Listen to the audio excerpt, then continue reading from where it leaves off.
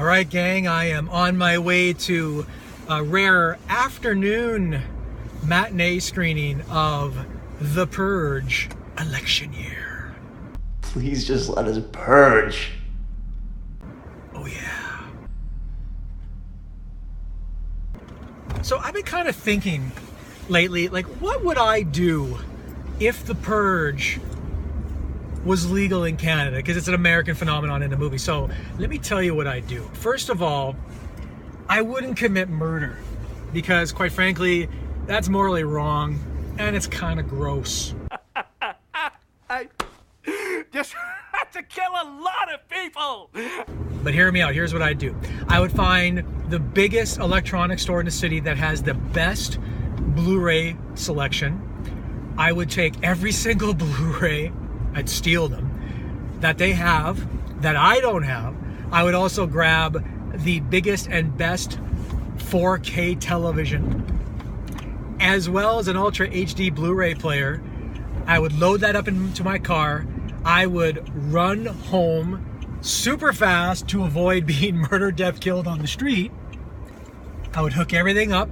I'd fortify my apartment for the rest of the evening, and I'd watch some sweet Ultra 4K Blu-rays. Yeah, I know. Danger's my middle name. That's how I roll, baby.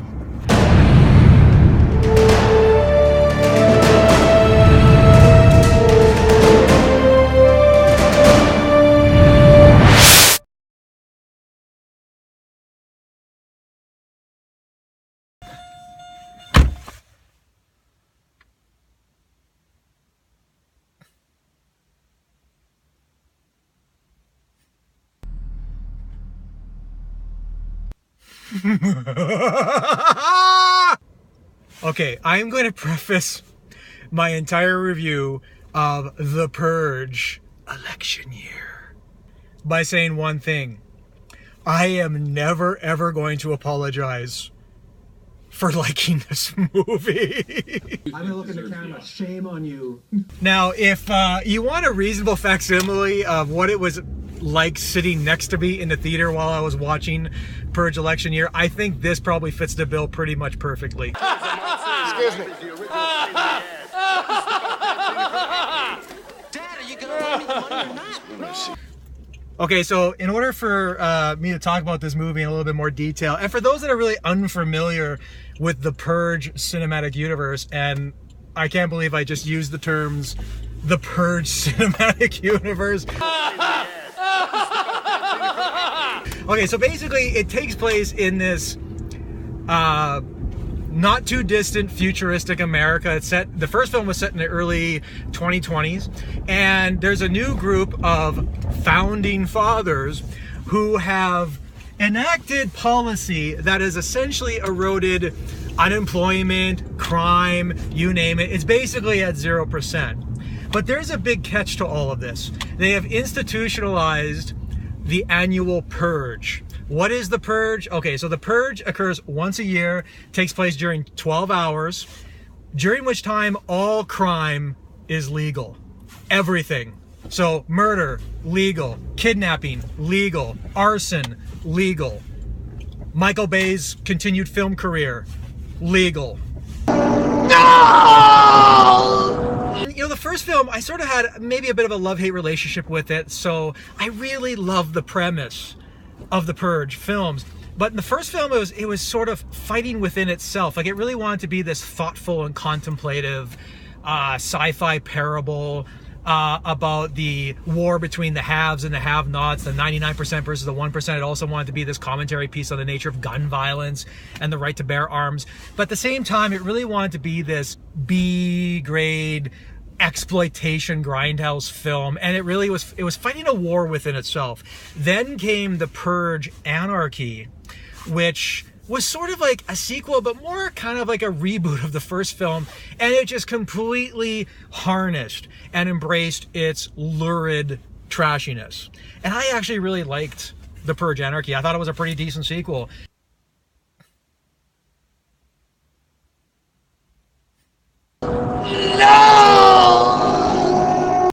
It also should be noted that the director of The Purge election year, James DeMonaco, he also directed the first 2 films. It's pretty rare for one director to helm all 3 films in a trilogy, but it's happened here. He also directed a criminally underrated remake of Assault on Precinct 13,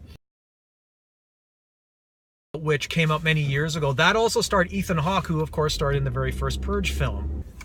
I found a perverse amount of entertainment value in this film. Oh my God, please don't judge me.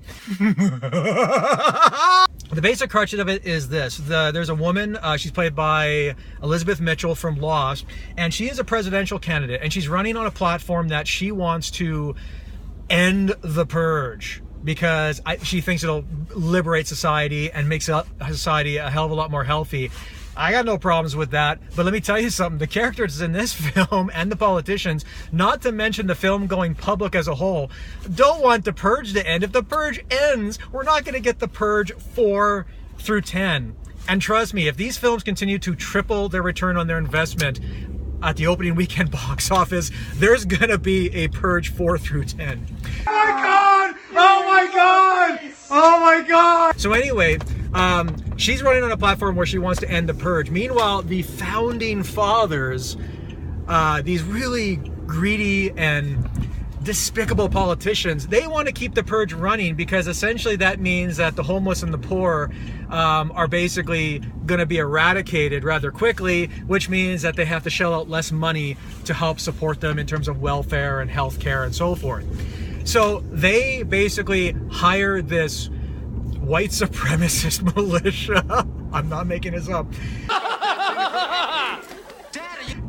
To basically target Elizabeth Mitchell's character and kill her before the election. And she has a loyal bodyguard who's played by Frank Grillo, who returns from the Purge ANARCHY. And he was a man that in the last film wanted to enact some revenge during the Purge, and then he got sidetracked, and then he had a change of heart, and so now he supports ending the Purge. It should also be pointed out that Mikael Williamson, and that's right, I'm talking Bubba from Forrest Gump. Anyway, like I was saying, shrimp is the fruit of the sea. He plays probably one of the most badass convenience store clerks in the history of movies. You can barbecue it, boil it, broil it, bake it, saute it. There's shrimp kebabs. Okay, here's what I have to say about the Purge election year. This film in no way, shape, or form apologizes for what it is. This is a film that so ludicrously embraces its inherent trashiness. It wears it like a badge of honor. It's so unapologetic, and it has a never look back, I don't give a shit tenacity that kind of has to be respected. You know, it never takes itself too seriously, which I really admired, and I think that was maybe one of the faults with the first Purge film.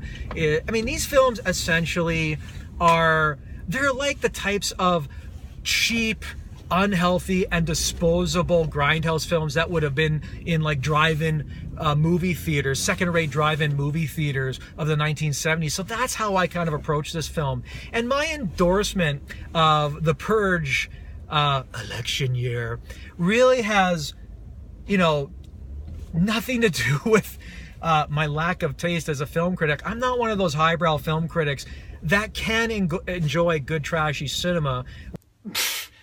Shame on you.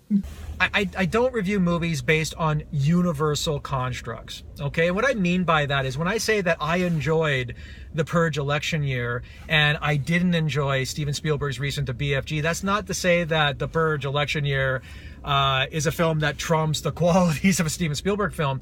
What I'm trying to say is the BFG didn't work as the type of Spielberg film I want it to be, whereas the Purge election year, it knew exactly what it was. It harnessed what it was really well, and it delivered on its intended promises.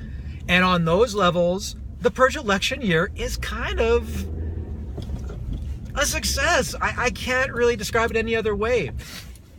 I'm not really sure what else I could possibly say about this movie. Frank Grillo, he's kind of thanklessly good in this film. And in the last film too, he has this, again, this real no-nonsense conviction in these films, despite all the sheer ludicrousness that surrounds him, he really helps the film go down that much more efficiently for me. Elizabeth Mitchell also kind of gives a thankless performance. Like, her and Grillo are really probably the two most grounded characters in this film. I'm almost embarrassed to say how much I enjoyed Purge election year. Movies are a lot like food. Obviously, there's nothing more exquisite than a fine, artistically rendered, filet mignon meal. But sometimes nothing goes down better than a good, greasy, unhealthy Big Mac. And the Purge election year is Big Mac cinema. There's no real other way to describe it. And of course, there's a lot of just pompous windbag film critics that are just trashing it to death. And to me, this film is ape shit crazy. It's almost approaching preposterous camp. Actually, it probably even goes beyond that at times, and that's why I found it so disturbingly macabre and hysterical at times. I can't in good conscience say spend $12 and go see this in a movie theater, but I will say this is definitely worthy of a rental. And if you like the Purge films, the previous two films, you're gonna get a lot of sick and twisted entertainment value out of election year. Just get the hell out of here, huh? I got a goddamn campaign. The one thing you do care about. So there you have it. That's my review of the Purge election year. So let me know in the comments below what you think of the Purge series as a whole. Let me know what you thought of the first two Purge films. Let me know what you think of the films of Frank Grillo. I think he's really coming along. I mean, he was in the last two Captain America films, the two Purge films. I think he's got a solid future ahead of him as an action star. And once again, thanks for watching. Make sure you like this video, and if you can subscribe to my channel, I'd really appreciate it. And I'll see you at the movies, everybody. Please just let us purge.